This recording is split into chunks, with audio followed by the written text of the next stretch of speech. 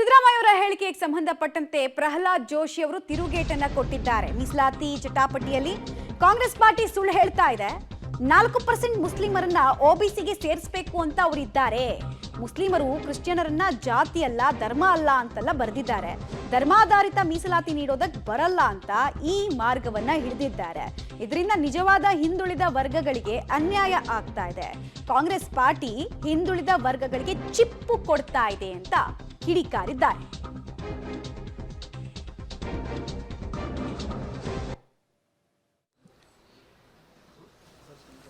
ಸುಳ್ಳು ಹೇಳ್ತಾ ಇದೆ.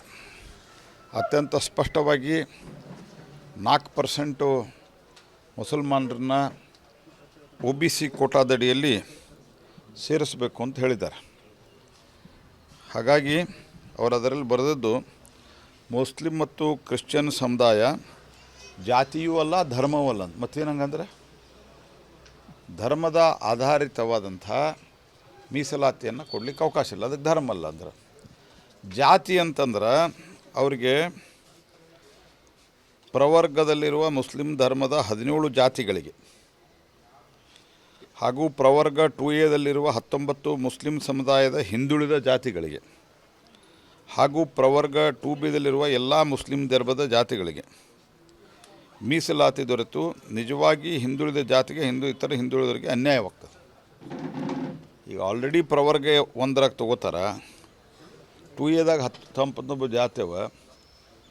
ಓವರಾಲ್ ಮುಸ್ಲಿಮ್ ಎಲ್ಲರೂ ಅಂದ್ರೆ ಪ್ರವರ್ಗ ಅದಾಗ ಬರೋರು, ಎದಾಗ ಬರೋರು ಬರ್ತಾರೆ. ಅದ್ರೊಳಗೆ ಅವ್ರು ಎಲ್ಲರನ್ನೂ 2Aದಾಗ ಸೇರಿಸಿ ಅತ್ಯಂತ ಹಿಂದುಳಿದ ಜಾತಿಗಳಾದಂಥ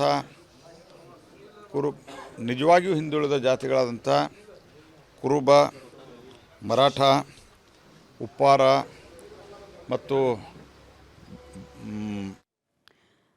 ಮೀಸಲಾತಿ ವಿಚಾರದಲ್ಲಿ ಬಿಜೆಪಿಗರು ಸುಳ್ಳು ಹೇಳ್ತಾ ಇದ್ದಾರೆ ಅನ್ನೋದು ಕಾಂಗ್ರೆಸ್ನವರ ಆರೋಪ ಆಗ್ತಾ ಇದ್ರೆ, ಮೀಸಲಾತಿ ವಿಚಾರದಲ್ಲಿ ಮಿಸ್ಲೀಡಿಂಗ್ ಮಾಡ್ತಾ ಇರೋದು ಕಾಂಗ್ರೆಸ್ನವರು ಅಂತ ಬಿಜೆಪಿಗರ ಆರೋಪ.